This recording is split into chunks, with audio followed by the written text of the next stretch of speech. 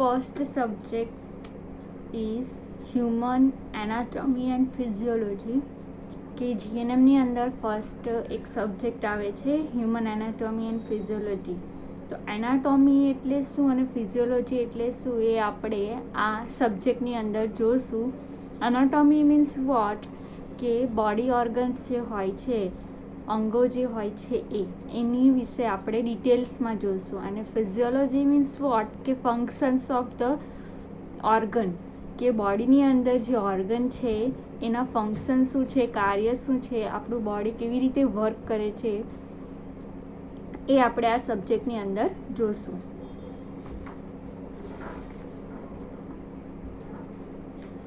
તો ફર્સ્ટ છે scope of anatomy and physiology and terms used in anatomy and physiology કે anatomy અને ફિઝિયોલોજીનો scope શું છે, શા માટે કરવું જોઈએ, ભણવું જોઈએ, શીખવું જોઈએ, નોલેજ લેવું જોઈએ. Terms used in anatomy and physiology કે અમુક વર્ડ્સ જે છે તે આની અંદર યુઝ થાય છે તો એ આપણે જોઈશું. Scope of anatomy and physiology. Anatomy is the study of structure of the body કે બોડી સ્ટ્રક્ચર છે એની જે સ્ટડી કરવાની છે it means anatomy. And physiology is the study of functions of the body. બોડીના જે ફંક્શન્સ છે, કાર્ય છે એની સ્ટડી જે છે એને કહેવાશે physiology. Both anatomy and physiology form the foundation of medical science કે બંને જે છે તો એ શું બનાવે છે, એક મેડિકલ સાયન્સ બનાવે છે. Each organ in the body plays an important role in the maintaining the health of body.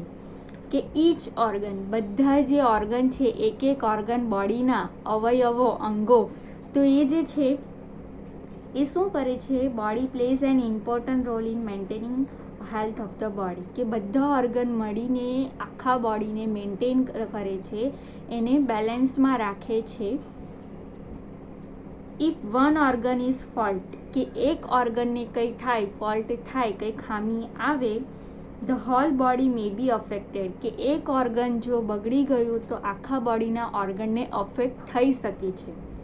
The most developing branches of the anatomical science include microscopic anatomy કે એની અંદર અમુક બ્રાન્ચ પડે છે તો એની અંદર આપ્યું છે microscopic anatomy which means deals with arrangement of the muscles, nerves and vein કે મેક્રોસ્કોપિક એનાટોમી, માઇક્રો પછી છે અહીંયા પહેલાં માઇક્રો આપ્યું છે તો મેક્રો એટલે શું કે અરેન્જમેન્ટ ઓફ મસલ્સ કે આપણા બોડીના મસલ્સ જે છે, સ્નાયુઓ, એ નર્વ્સ અને વેન જેમાંથી બ્લડ વહે છે તો એ બધું છે એનું અરેન્જમેન્ટ થાય છે એ મેક્રોસ્કોપિક એનાટોમી આવે છે. જ્યારે microscopic anatomy or the histology deals with organisation of individual tissue and cell કે જે પેશીઓ છે, કોષ છે, શરીરની અંદર પેશી અને કોષ આવેલા છે which means vote tissue and cell, તો એનું અરેન્જમેન્ટ કરે છે તો એ માઇક્રો આવશે એટલે નાનું અને મેક્રો એટલે મોટા મોટા. ઓકે, તે શું આવશે મસલ્સ, નર્વ્સ એન્ડ વેન. તો એ developmental anatomy which means what deals with the એમ્બ્રિયોલોજી.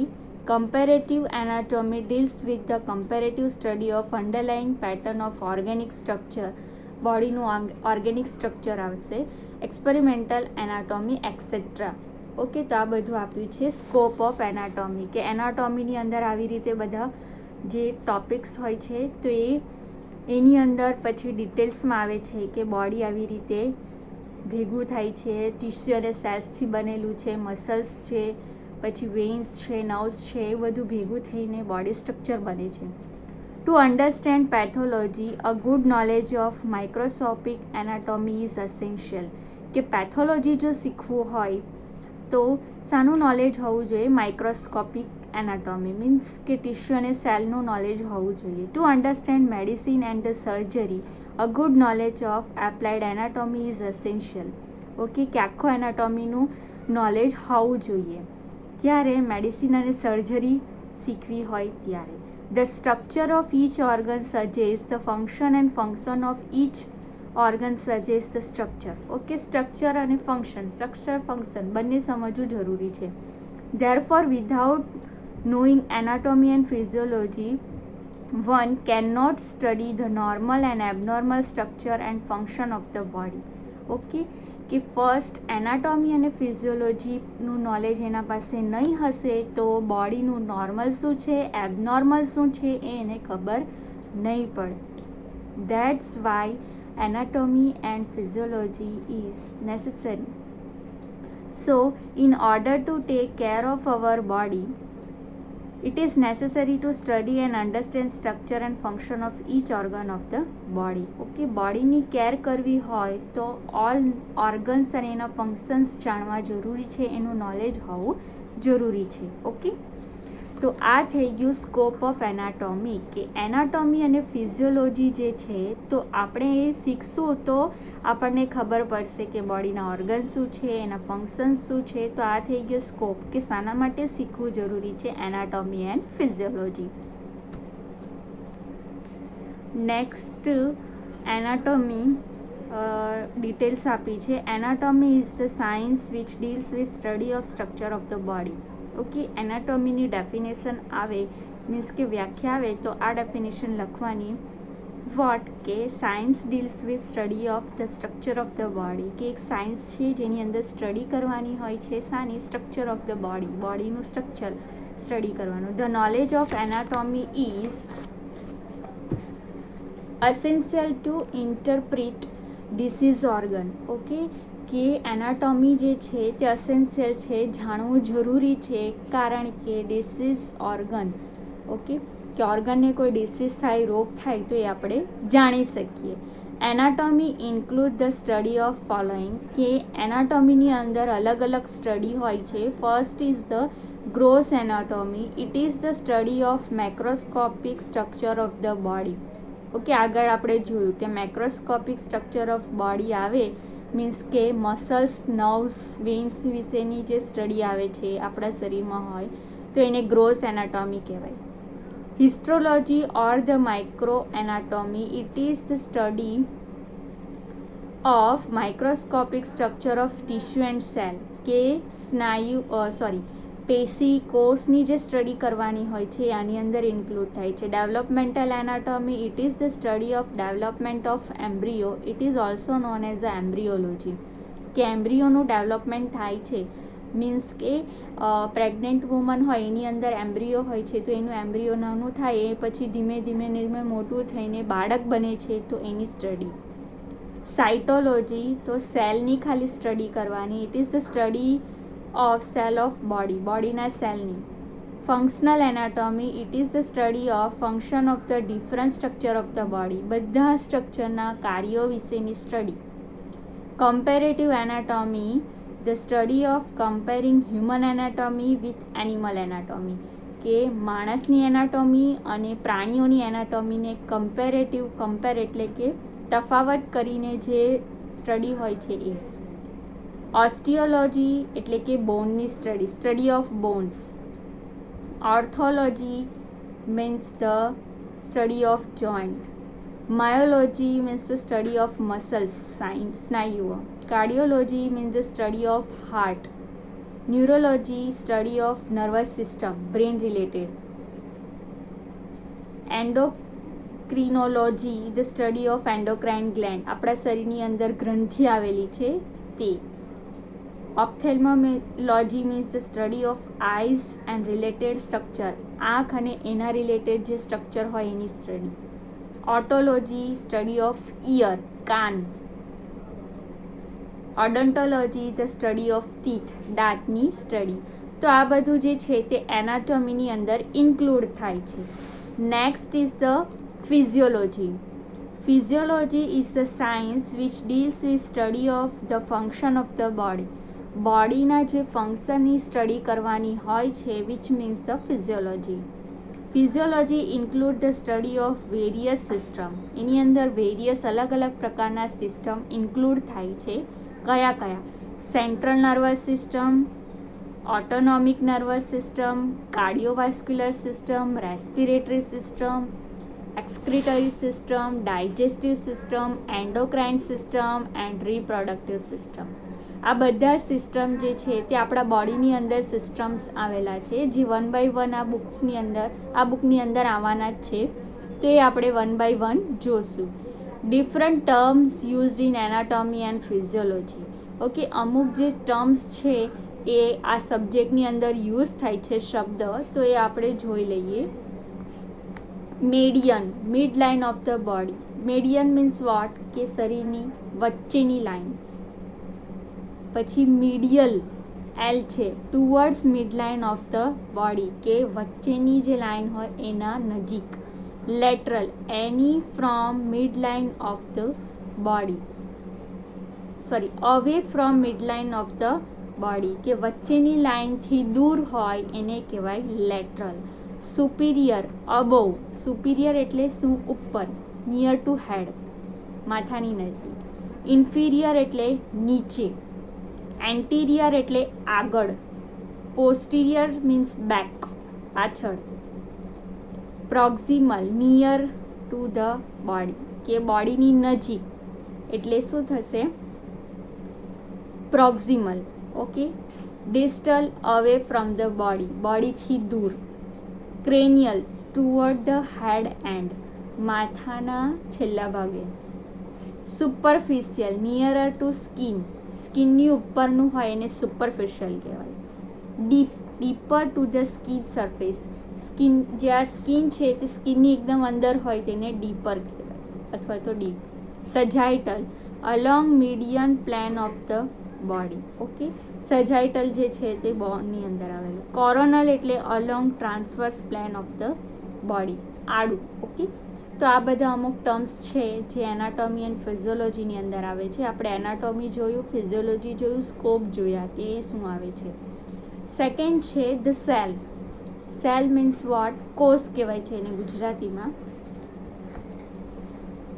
તો એની ડેફિનેશન આપી છે, a cell is the structure and functional unit of the living body, કે જે જીવતું બોડી છે એનું સ્ટ્રક્ચરલ અને ફંક્શન યુનિટ છે, કે એનો આકાર અને એનું કાર્ય જે છે તે આ સેલને લીધે જ થાય છે. સેલ હશે તો જ કાર્ય થશે અને એક સ્ટ્રક્ચર પણ બની શકે છે.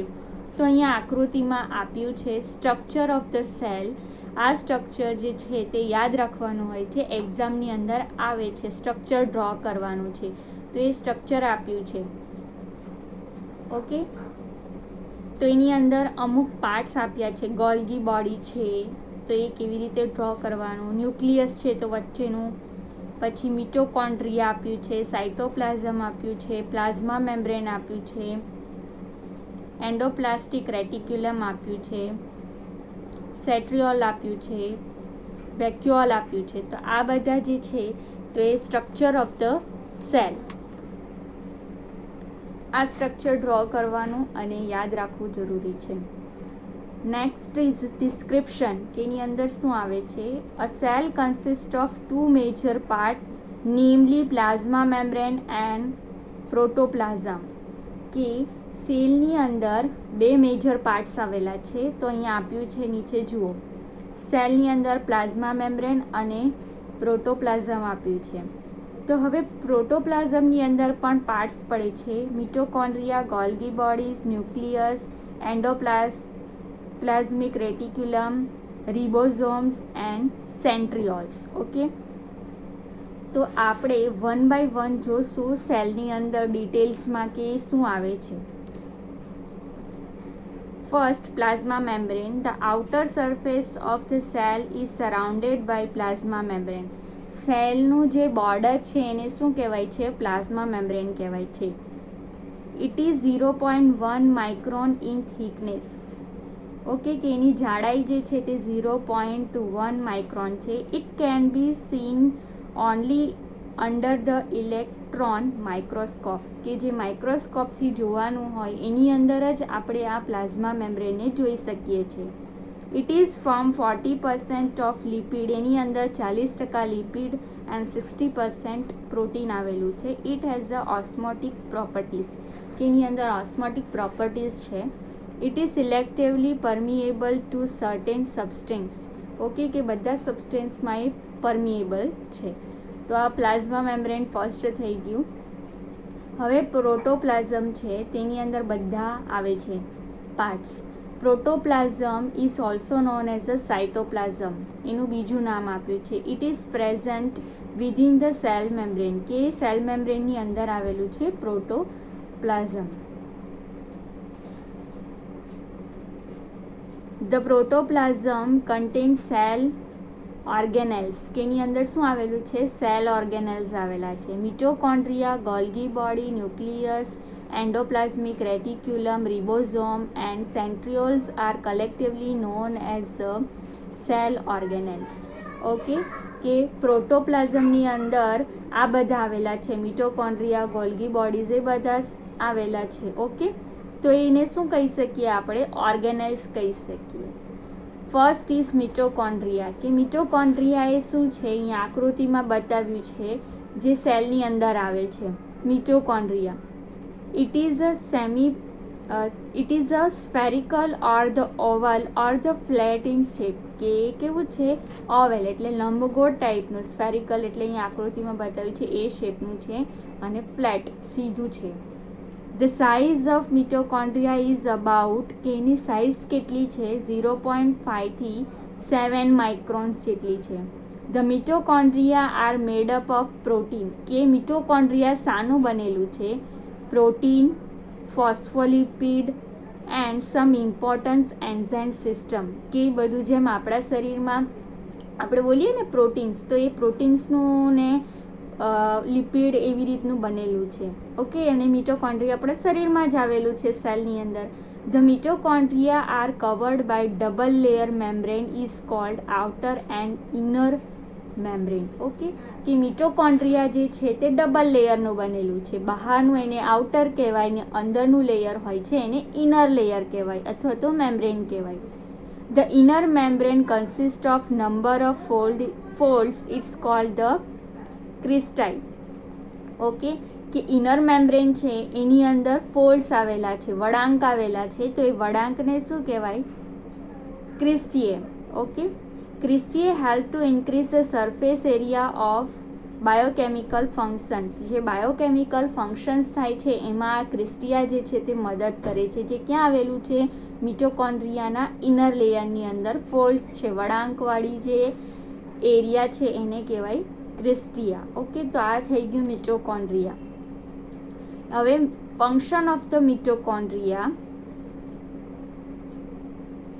It is a power house of the cell, કે એને શું કહેવાય છે?